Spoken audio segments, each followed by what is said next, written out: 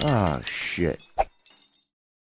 This episode of the BRG Podcast has been brought to you by our patrons. Here at BRG, we'd like to thank those patrons who have subscribed and donated. It is because of generosity like yours that makes this show possible. On this episode of the podcast, we are joined by the wonderful people over at Team Chat Podcast to talk about the latest in this week's news and to double down on conversation about if modders should be getting DMC takedown notices for the games they contribute to.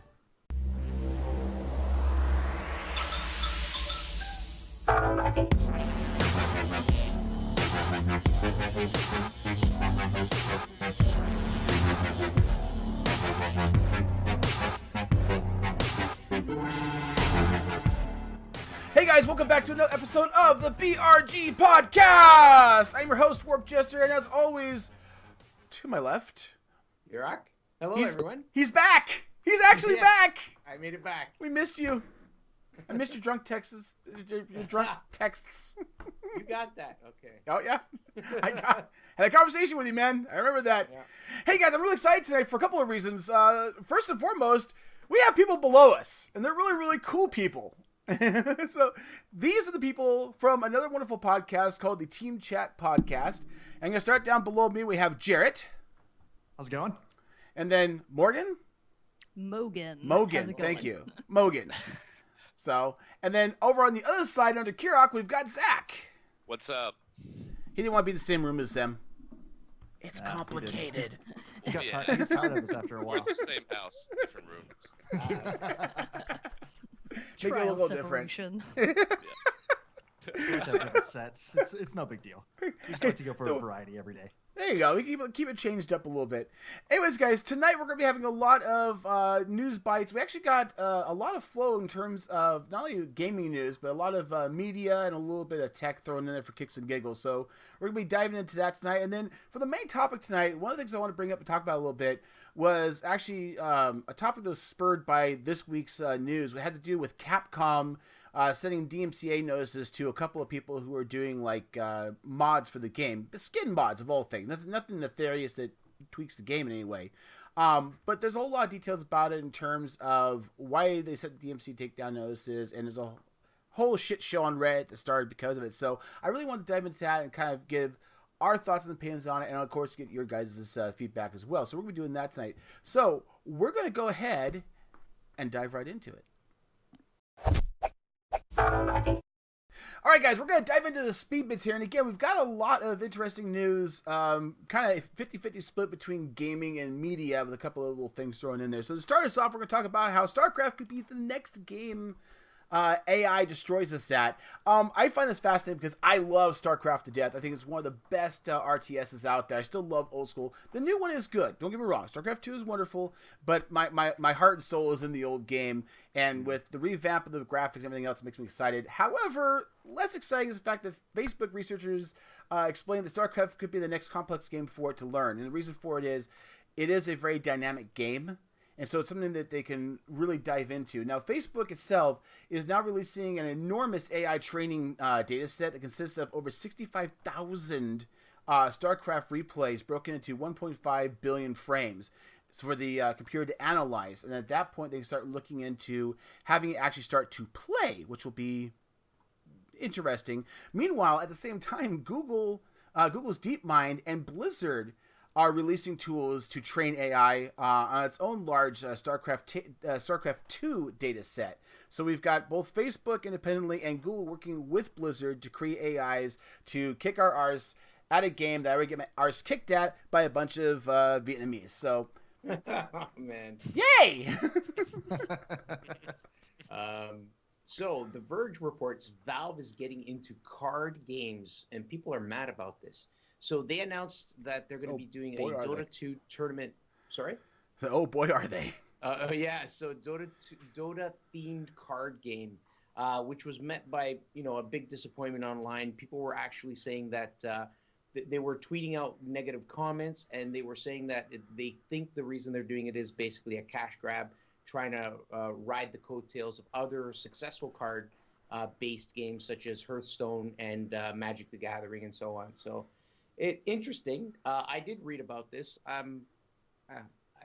personally, I don't really care either way. Got no horse in the race. Yeah, there you go.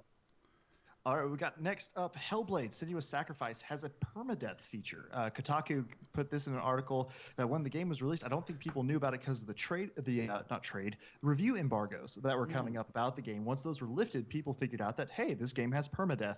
It's not a one death and then that's it. You actually have it says in the game that you die too many times and then it erases your save and you have to start over. So, but I don't know if there's a specific set limit to that or what the number is. You may just be complete luck of the draw. But anyway, for a game that is all about descending into the madness of the mind a little bit, hopefully it won't drive too many of the players mad when they have to restart a bajillion times. Ouch.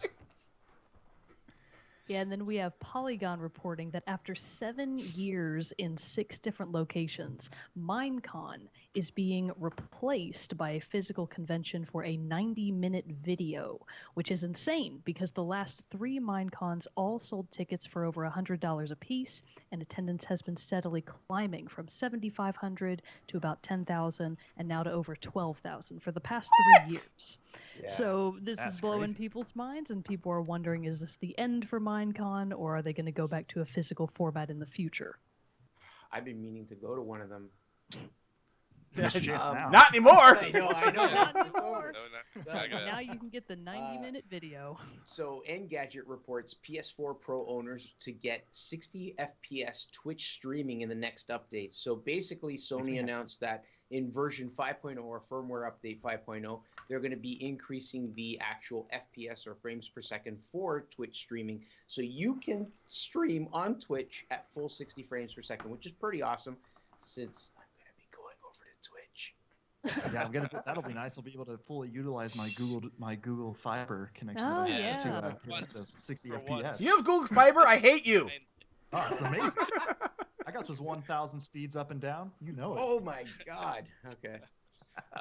So Xbox One is getting a new customizable user interface, and this has been a long time overdue in my personal opinion because I've always thought the Xbox One user interface was horrendous. I always thought it was just a collage put together for Agreed. advertising sake, and so I'm so happy to see this come together. So it looks like they're going to bring a button that will bring you directly to your game library.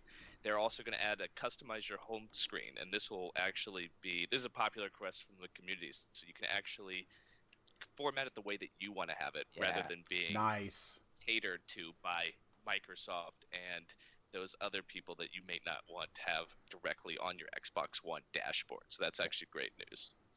Sweet. Spotify also finally comes to the Xbox One via Engadget. Spotify app is now available on the Xbox One. Once you download the app and sign into your account, you can play your games with a customized playlist of your choice, which, not to get on the whole thing, I still don't understand why people do that with music not coming from the game itself. What if you don't have a customized playlist? Well, there are curated gaming playlists available on the service. Still doesn't solve my problem or answer my question. Also, the Xbox One app works in tandem with the Spotify Connect app on your phone, so you can control and change your music as you game. Sorry, I won't be using that because, as I said, I prefer the original soundtrack. You know what else people aren't going to be using? GameSpot reports that there's a fidget spinner simulator game. Yeah, and in case you missed it, it is a really shitty game. It's just Fidget Spinner Simulator. It came out for 99 cents on Steam, for good reason. The game is a poorly made, buggy piece of crap that can do just about nothing other than enable you to roll around on a hoverboard and spin a fidget spinner. Who doesn't want to do those things? The real news here, though, is that the creator of the game has just released a DLC pack for $30 that has bullshit content like a gold-plated fidget and a gold-plated vape, which is content that who Bad wouldn't news. pay $30 for that? The game is an excellent example of the crap content that somehow manages to find its way to Steam. Even If after it the supports- changeover. If it supports VR, I'm there. Kirok, I swear to God. It's VR, I want it. VR taking a crap on the toilet. I want it. Another kind of sad news. This is interesting, right? Mm-hmm. Where is it? There we go. Disney might be spying on your kids. Yeah, so, when you hear anything about Disney, it's usually like wonderful, fun content for your kids. Now it's Disney's mobile apps being all like creepy on your kids. So basically what it is Walt Disney secretly collects personal information on some of the youngest customers through the apps. And this is actually according to a lawsuit filed in California against Disney and also 3 other companies. They're involved in it. So the mobile apps they built together violate laws by gathering insight about the app users across the internet, including those under the age of 13, without any notation or opportunity for consent or denial on the app itself. And that's not okay. As a matter of fact, it is in the law books like illegal as all hell. So this is going to be an interesting lawsuit to see happen because Disney is a juggernaut. They've got a lot of lawyers. So we'll see what happens with that. And just so you know, if you think I couldn't possibly be part of that, well, if you have a Disney app, there's probably a good chance you do because there's a list of 42 different applications that have been noted in this filing. Damn. Christ almighty. Good job, Disney. Good job. Gross. I guess having a strong password wouldn't help, would it? Nope. No. So I'm going to switch gears a little here to tech news. An article by Gizmodo. The guy who invented those annoying password rules now regrets wasting your time. In other words, must have 1 capital letter, must have at least 1 number, must not have been used in the last year, or blah, blah, blah, Must blah, make blah. everybody hate IT. So everyone's been in that situation where they're using passwords either for work or for whatever, and they eventually get that inevitable prompt that says, hey, you got to change your password. Well, the guy in question, his name is Bill Burr. He basically kind of apologizes, saying that it's not really an effective way because what people are doing is they've been using a password, and then when it comes time to change it, they're just adding on another letter, which really makes the password easily like hackable. Like it's unsecure that way. So this guy is kind of feeling bad about it. Interesting. Made my life a living hell. Yeah, these people kind of feel bad too. These are people that are on YouTube and they have what might be deemed supremacist videos. Now, you've probably heard that YouTube's been cracking down on people that are kind of talking either that's controversial religious or supremacist content. These YouTubers are been lately, their channel has been getting blocked out. So what's going on is they're cracking down on extremist content over the past couple months, and what they're going to do, they're not going to take it off YouTube, they're just going to hide it. And this is a new protocol that YouTube's doing, so I guess you have to search for it if you really want to get to that good stuff. If you really want to be enlightened through this, you have to really look for it. And this also means that a lot of exactly, the dark web. No, it's actually going to be and so a lot of these YouTubers have actually lost a lot of money, like overnight, virtually, because of this new implement. So it's actually pretty interesting to see YouTube's landscape changing. Yeah, and there's a lot of crap behind it. Nothing's more awkward than booting up a friend's laptop and seeing a bunch of searches for supremacist videos. A lot of friendships end that way. So many, I guess. Or new friendships made, perhaps. Let's not in other unfortunate Disney news, Disney is planning to pull all of its movies from Netflix and start its own streaming service. Okay. This issue is near and dear to my heart. I am a Disney kid. This is horrible news because I'm also a Netflix user, and I'll be damned if I'm going to pay for another service. So it has been barely a year since Netflix became the exclusive site for Disney movies to be on a streaming service. This is a relatively new partnership, but now Disney has announced that they're pulling all of their films from the service, and they're going to start one of its own as of the year 2019. So it's not going to happen quite right away, but it's coming down the line. Hooray for having 1 billion subscription services to stream the content you want and pay for each and every one of them. Who's crying now at cable? Yeah, no kidding. No, one little side note to put to this is I have a family of 4 kids, so we are a big Disney family and all of its many things. And the concept came up to me as like, oh, we're gonna lose access to Stitch and to Moana and all that. That sucks. And then my wife comes up with this, Well, what about Marvel? Because Disney has a bunch of exclusive Marvel content. And Star Wars now. Yeah. Yeah. So does Luke Cage and all those other ones all go bye-bye? Oh, that's a good That's question. a good point. Because they had Rogue One up on Netflix. Yeah, they do. But Better I hadn't watch even it thought again about the now. Netflix produced Marvel series. Oh No, man, you that may- blows. If anything more, I'd be curious to see if we're going to end up having Disney's new portal throttled by Verizon. Because funny thing, Verizon got caught throttling Netflix on their network, and it obviously didn't exactly go over well with people. But Verizon's recent statement saying, no, it's totally cool. We it's okay for us to do this. It's not, and the problem with this is Verizon tried to give some BS saying that they were just doing some testing to just proof of concept. Optimizing. Yeah, for optimization purposes. It just happened to be with Netflix specifically. And if you used a something like Tunnel Bear, one of those kind of services, it ran fine. So the bigger part of this, it's kind of a big issue, is that first of all, Verizon's trying to do this. No, it's totally cool. It's like, no, it's not actually, because even though there's a big kerfuffle we talked about a few episodes back about net neutrality, the fact of the matter is the current laws are still in effect, which means this does put Verizon in direct violation of the law. So, whoops! Let's see. Forget everything else we just told you, because Canadians are now the first to eat genetically modified salmon.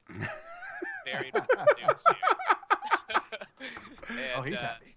So what's going on is they are taking growth hormones from Pacific chinhook salmon, I believe that's how you pronounce it, and from the ocean pout, and that's like an eel-like fish that we are all very familiar with, and they're putting them into salmon. Every day.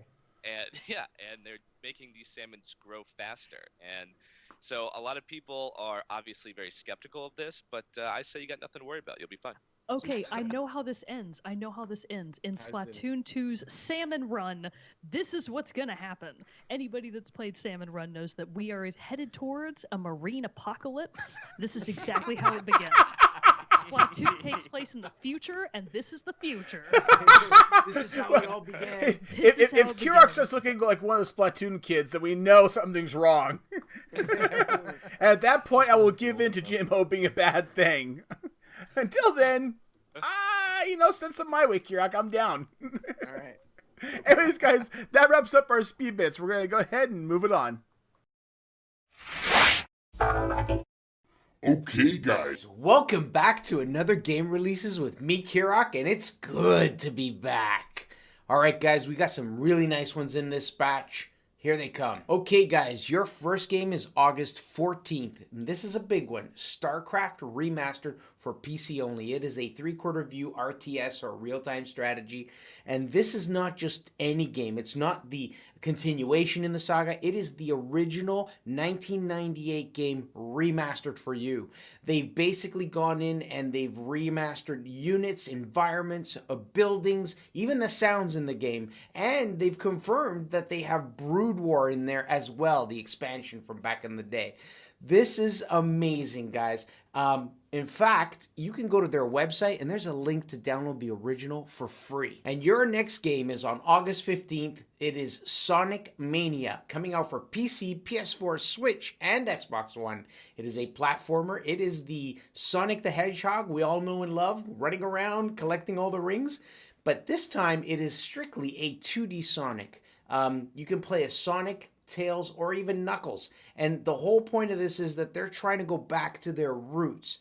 I believe that this game's actually going to do really well, specifically on the Switch. It's just a perfect fit. Also on August 15th, you have Matterfall. This is coming out only for PS4. It is a side-scrolling shooter/platformer. This game is absolute eye candy. It's made by the same developer that made Resogun, Housemarque, and it is a classic Housemarque type game with a saturation of pixels throughout this fast-paced, exceedingly colorful screen. If you were a fan of Resogun, if you were a fan of Ex Machina, then getting this game is a no-brainer. Also on August 15th, we have Cities Skyline. Now, this game came out on PC back in March of 2015. Then it came out on Xbox One back in April of 2017. Fear not, this is for PS4 owners. It is coming out on August 15, 2017. It is a classic Sim City building game. And I have it on the PC, but I really wish I had spent a little bit more time with it. Watched Ruark88 play through it, and it is an awesome game. And your last game, also on August 15th, is Nidhogg 2. This is coming out for PC, PS4, and it is, how should I classify this? A fucking blast. If you've never played the first one, check it out. If you can get your hands on it, play it. It is so much fun, especially if you're playing two people in the same room, local multiplayer. So much fun. This time around, they've gone up in the detail, but I love how they've kept the sprites look of yesteryear. The game looks still super fun, super fantastic, and it is a game that can last 30 seconds, or it is a game that can last an hour and a half. It is great.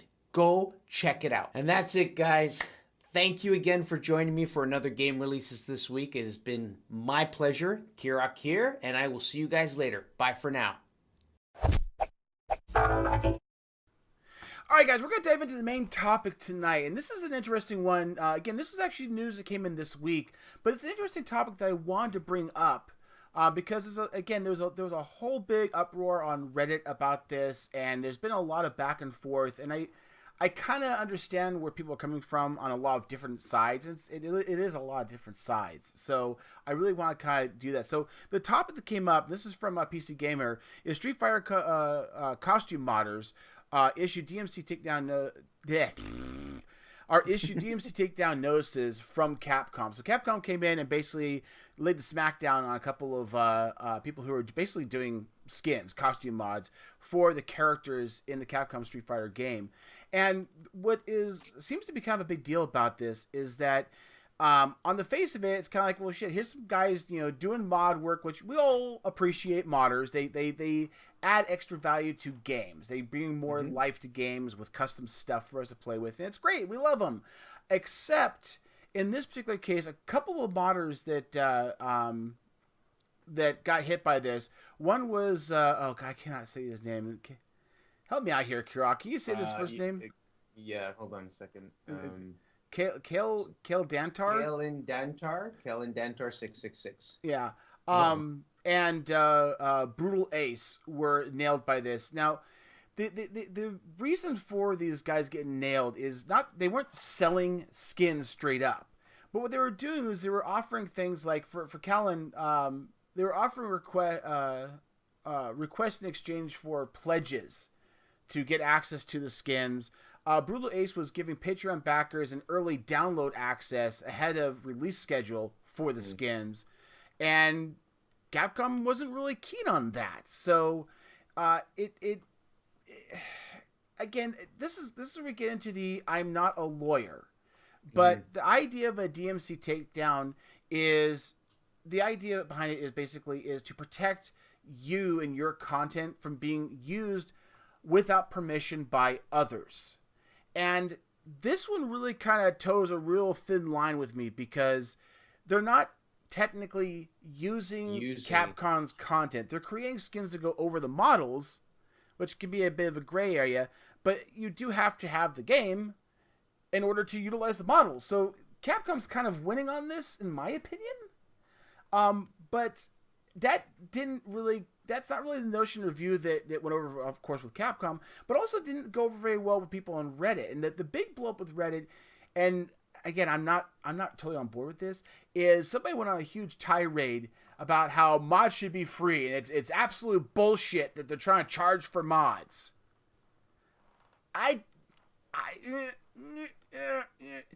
If somebody was taking models, direct models, skins, content from this game, and selling that, in whole to somebody for some other reason, could totally see this. But this is stuff that's adding to the game. Enhancing the game. Yeah. Enhancing the game. So I'm not really sure how I feel about this, because in the past, especially with things like Minecraft, for example, with all the modded Minecraft, which I love to death, these guys put hours, days, months, even years into working on this stuff. Compensation is a wonderful thing, and the fact we have Patreon has been an excellent way to get some return directly from the people who utilize your mods, view your podcast, the way people give back to you for the work you do. So this is kind of. I'm not a fan of this. Like here, I'll give you an example. There's a game on Steam. It's been out for a bit. It's called Stellaris. Okay, it's basically kind of like playing Civ, but you're out in space. Mm-hmm. So you start on Earth and you explore out into the galaxy, discover planets, colonize, discover other species, and so on and so on. Mm-hmm. I'm going to buy the game. I've been eyeing this game for a while, but the only reason I want to buy the game is because I learned there's a mod that changes it all into Star Trek universe. Oh, that's cool. So I like that. The mod is free, but I still have to buy the game. So who's benefiting?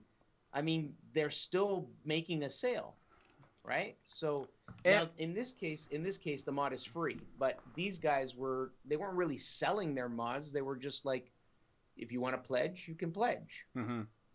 Right? Yeah, so, and exactly that is exactly what I'm talking about in terms of, hey, look, this actually gets you interested in buying the game, right? As opposed to, am I not? Oh, but this has a mod to it, so great. Jared, help me out here. All right. Do you ever play with mods in any game you've ever played? No, I have had in the past. The interest to. Specifically, I used to play Civilization 2 on a long time ago, and Civilization 3. Still play Civilization, but I remembered seeing later and finding online modding communities for those games, and there being new units. Like I remember for one, for the Celts, they added in a claymore, a longsword unit, and I was like, oh, I want that. But also, I was playing it on a Mac, and so they tend to shit on the modders because there aren't any mods normally for Mac. No, there aren't. So I was kind of out of luck of that. Stellaris works on the Mac, by the way. You could make bank if you specialized in Mac mods. That's true. You need to get into that. That's right. Hey! Learn programming, we can have this so I can do conversation that. all over again. I like her idea. But I do see, for the most part though, but like I do play Grand Theft Auto 5, and I see people, and I've seen the mods which they do there, which I find funny. Like I just saw a video for one of putting in Looney Tunes characters, so Bugs Bunny running around mowing down people in Grand Theft Auto 5. It's pretty fucking hilarious. But and then I've even seen one of like Lion King, I think, characters. So like it's real. It gets obviously really weird, but to me though, so I definitely see the appeal to them.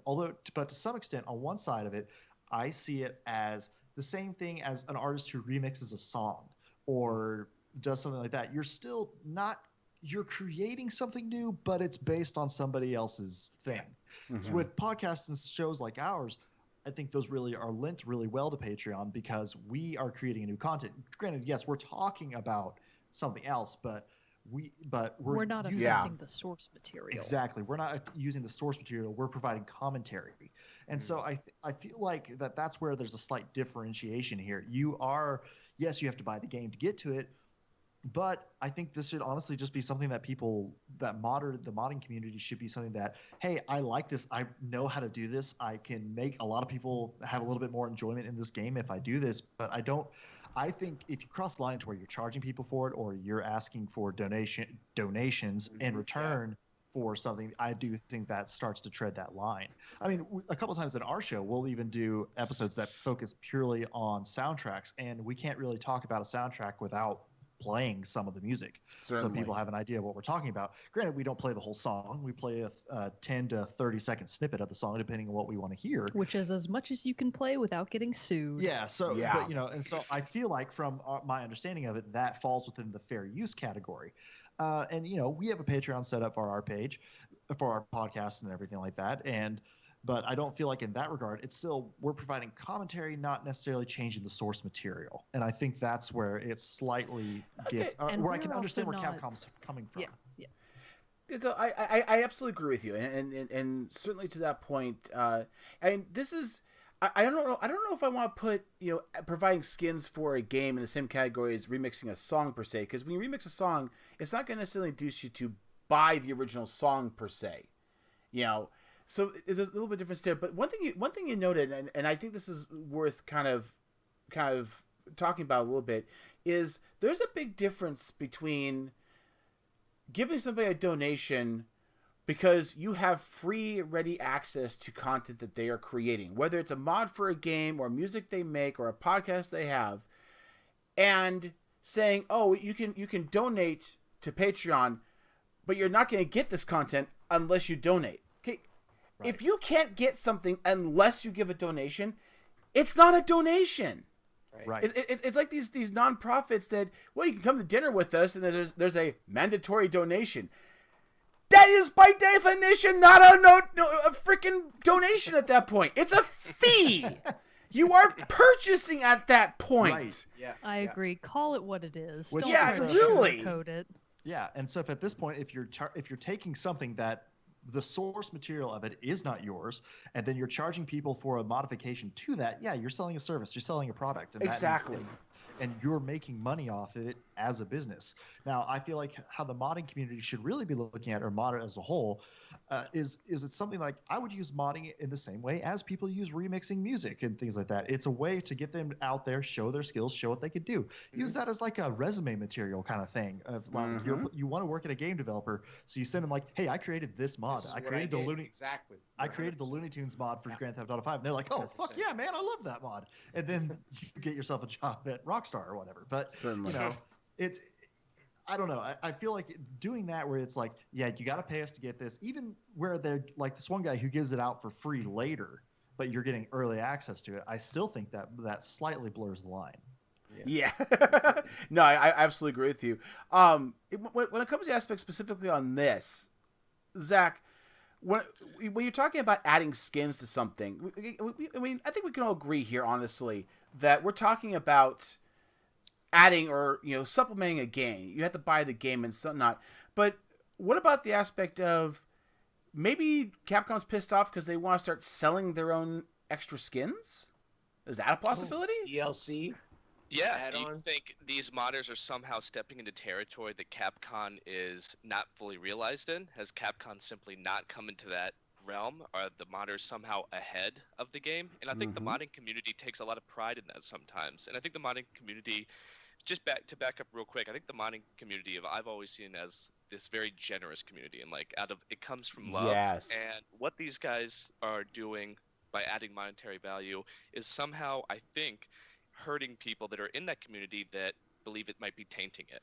And adding, with the Capcom example and adding skins, I feel as though it might just seem like they're simply bringing the game into, just kind of expanding the game. And that to me is where, again, it kind of gets tricky in what you guys are talking about, because there's a mod actually that came out for that's coming out for Skyrim, and there's a bunch of mods that have come out for Skyrim, but they go into such depth with these mods, and it's kind of what you were talking about earlier. Is they put a lot of time into this, and I don't think there's an X amount of time that we need to define that would be like, okay, now you could get paid because you put a year into this. But I do think, and I might just play devil's advocate here a little bit, but I do think if someone puts a fair amount of time and actually does something that enhances the game, even if it's just a skin, but it's a great skin and it's an original, why not ask for money? But maybe I strongly disagree with that particular statement, because they never asked for that. That was not a service that was solicited. If you make something for somebody else and go, hey, I made this for you, you have to pay me for it. I know you didn't ask me for it, but I made it regardless, and now I want your money. No, you can't do that. You can't make something that someone didn't ask for and then basically tell them that they have to pay you for it. You can make something that they did not ask for and say you should pay for this, and they can say no. I'm just imagining my kids like, look, Dad, I drew you a picture. Oh, that's so cute. $5. Well, that's what I was gonna ask. Is the they you're talking about like the modder coming to say Capcom and say you have to pay for this, or the user, the end user coming, them saying you have to pay for this, end user? If a modder makes a skin and says, hey, if you want to use this skin, it's $1, and no one purchases that skin, that's on them. Yeah. Now, I will say that, just to touch on something on my points earlier, I will say though, if in some way, I don't know how they have it set up, where it is just like, I feel like if I were to just come across a modder and like I realize this in the situation of a modder made something I downloaded it, started using it, and thinking like, man, this is really cool. Like, and understanding how much time goes into doing something like that. And I tossed them a few dollars. Now that does fall under the donations, and necessarily, I think if that were to happen, I don't think that would be wrong. But then you also get into the gray area of, well, then how do people know that you can do that? Because you would that have means to you've got to advertise PayPal that. up for it or something like that. So it just more devolves into a gray, and and I think that if more people try to make money off of this, they're gonna get shut down like Capcom's doing to these guys. Yeah. Yeah, the other thing about it too is that there are a lot of different ways that modders actually can get monetary gain. You obviously have Patreon, right? And that's one element of it. But there's another realm that has not always gone over very well, but I think could be potential in that a lot of game studios could, or even in some cases should, instead of smacking everybody silly and saying we're taking offline, period, give them opportunity. What about having, and I know I'm gonna get slapped by somebody about this, but having a place for people to submit mods to and getting some sort of revenue share. Mogane, It's like a pool. Well, I don't know about pool. I mean, just, instead of basically saying, here's my resume, I hope you take it and hire me on as a coder to do stuff for you, or instead of, handing you a mod and saying, hi, $5, please, to the people. What if you say, listen, we're not going to allow unauthorized mods. However, we are going to give you a storefront to put your mod into that people can pay for. Mogane, is that functional? Is that possible? It might work. They might have to take a cut, like how some services put music online and they take a cut because it's the store that people are going to. I can't say names. Certain websites. Well, I mean, and that's the thing. You know what I'm saying? Because Yeah. they have the infrastructure. So the actual developer of the game could have a storefront that modders can place their items on for sale, but the modder gets X amount or percentage, and the developer gets a certain percentage. Possible. Yeah. Yeah, what's wrong with that? Well, Yeah, I it's think gone that's over at like a least a turn a much- punch bowl. That's the problem with it. It's happened before with Steam. Yeah, exactly. And the problem with that is then you need some sort of curation, because all of a sudden it's just going to be full of trash because there's just going to be people throwing garbage up there. No. Yeah. Oh, No. yeah. Steam would never allow crap content. I'm telling you, man. I'm telling you. No. Mogane, help us out here. Is there a legitimate way for people to be able to freely create mods as a passive hobby and maybe get some sort of monetary compensation that's reasonable without getting slapped silly or being in fear of it, putting hours into their mods and then having it basically go poof? Ultimately, I don't think that the modders really have a legal leg to stand on. I do think that ultimately, if you are the creator and the content is copyrighted, that is your intellectual property. A modder could be able to make something based off of your work, and if it is well received by you, the creator, that's fine. If you want to be able to say, hey, other community that likes my game that I made, for example, if you want to use this mod, you can. But if you, as the creator, say, this is my intellectual property, I don't care how cool your mod is, I don't want you altering my original design, that is your right. And if you don't want to put up a marketplace where other people can put up their mods, that is your right. If you want to do that, you can, but I think it could get, like Kirok said, very messy very fast, and I think it would be very hard to maintain. That curation of what you're going to approve for purchase and what you wouldn't would take a lot of extra manpower. Oh, yeah. And if you don't want to have to hire extra staff, if you don't want to have more moderators for your mods, that's just something that could be a lot of time consuming for ultimately what is something that could not really make them that much money. They might be getting a cut, but it might be that it is ultimately worth more time and effort than they are actually gaining back. That's true. I think that's definitely true. Yeah, for sure. I could be wrong, but didn't Bethesda do something similar to this with they're doing it right now. Fallout 4? Yeah, they have like a whole. Yeah, I don't know the details, but aren't they kind of curating different mods? Yeah, I think it's curated mods, but I mean they're doing it to some extent, but I don't think they're they're paid. I think they're free downloadable things, but obviously now, I mean, maybe you have to like, there's some kind of like submission or paywall to get them to Bethesda. I'm not obviously as not a monitor. I'm not sure on that. Yeah, and presumably Bethesda had to put people on that job. Yeah. So they had to redirect resources from the rest of their business for this one side task, basically. Yeah. And if they're testing it out, that's great, but they may find at the end that it's not worth it. Yeah. And that may be the case. I mean, at the very least, here's my take on it, and I'll leave it at this. But I think having as much as I don't want to put more burden on a creator to have extra stuff they have to deal with, creating a space for modders to put stuff onto gives you a bit of control, because you're the ones that are in control, and you can sort of say no unauthorized mods allowed. We apologize, but to preserve our game, we can't have people just making random willy-nilly stuff. But we are going to give you a safe space, and on a safe space, you can set your price tag. You can make a free mod. We're fine with that, as long as we okay it. As long as it's not like, making all the characters naked or, whatever inappropriate thing there is. We're okay it and get beyond there.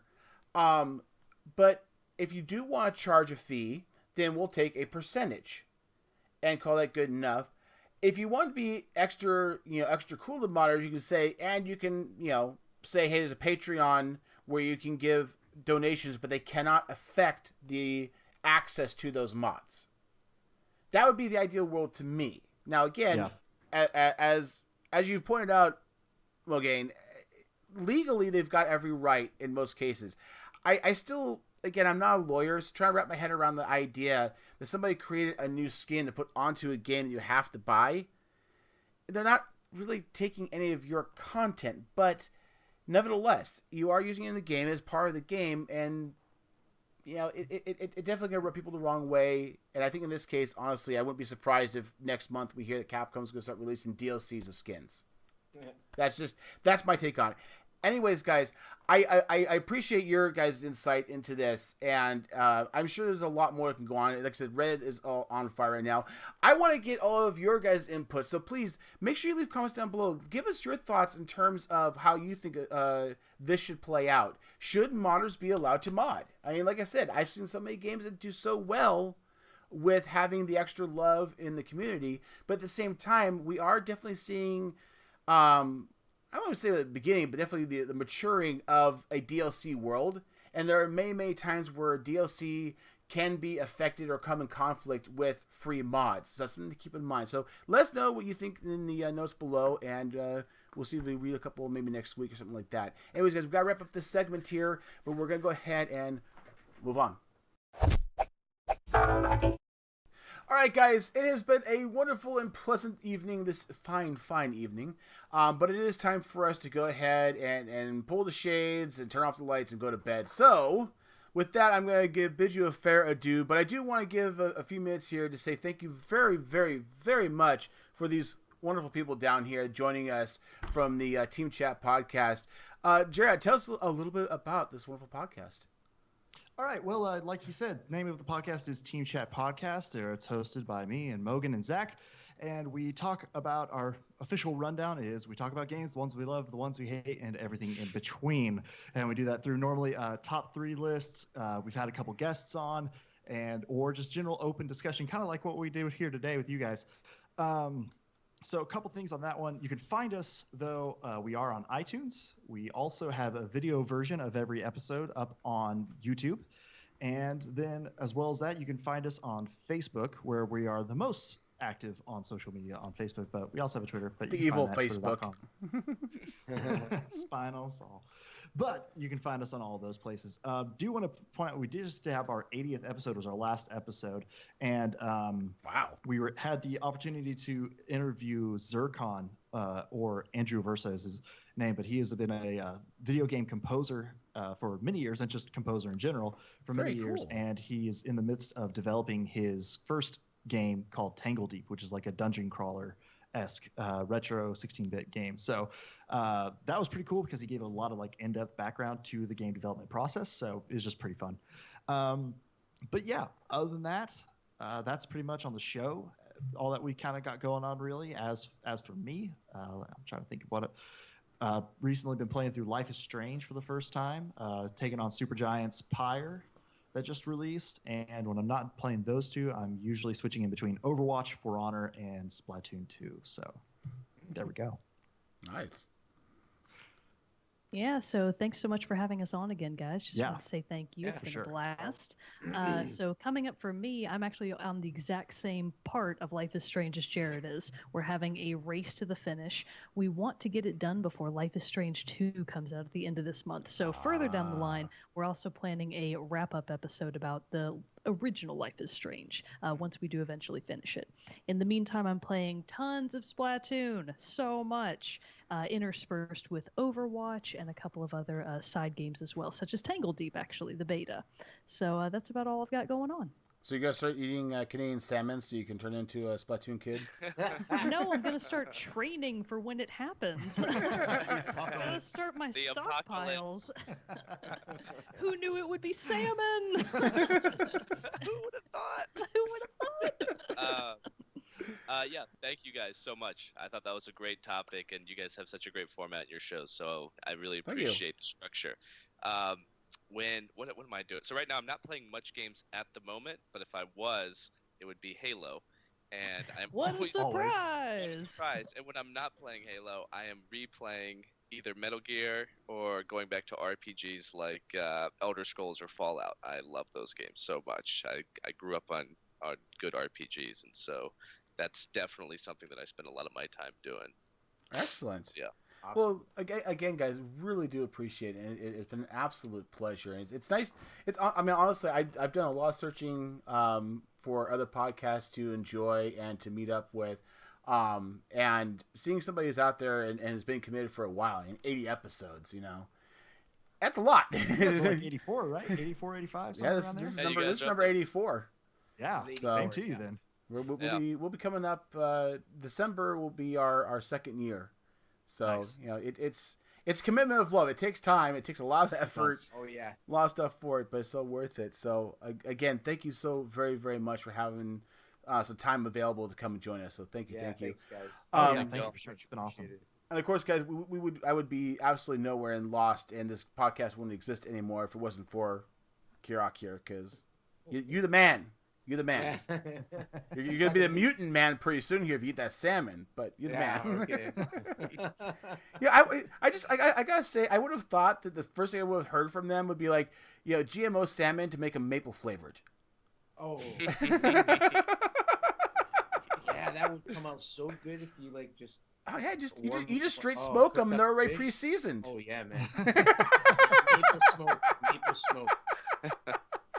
So what's up with you, Kirok? What's up with me? Got your Next YouTube week- channel. Yeah, my YouTube channels. I'm posting videos. I have actually a few videos going up, some VR videos, as well as I think one Minecraft video coming up soon. Nice. Yeah, and And you're other still than doing that, streaming. I am still doing streaming. I've taken a break. It's been about 2 weeks because I was on vacation. Yep. As everyone knows, since I wasn't here last week.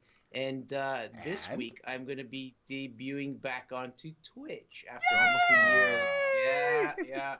So I finally spent some time and prettied up my Twitch channel, and I'm ready to start streaming. I just have to do like a quick test.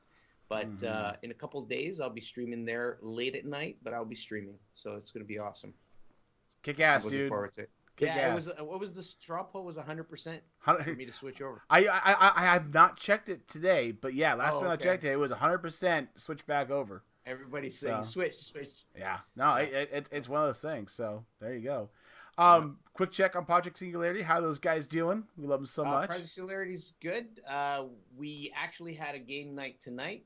Couldn't make it. I'm here instead, so I don't know if they've gotten together. So, yeah. It's a big So, mystery. we'll see. And you do have something else we've talked about before. I want to remind people you've got Hop Along Gaming. Yeah, Hop Along Games. A couple of real life friends of mine that I know at work, we get together and we just chat about games. It's more of a casual setting. Mm-hmm. So we literally just sit on a couch and pick topics from a bowl. Drink We're hoping- beer, we- big we- topics. yes, we just started, so we have a few topics that we've come up with, but we're hoping if people start watching that they'll submit topics that we can talk about.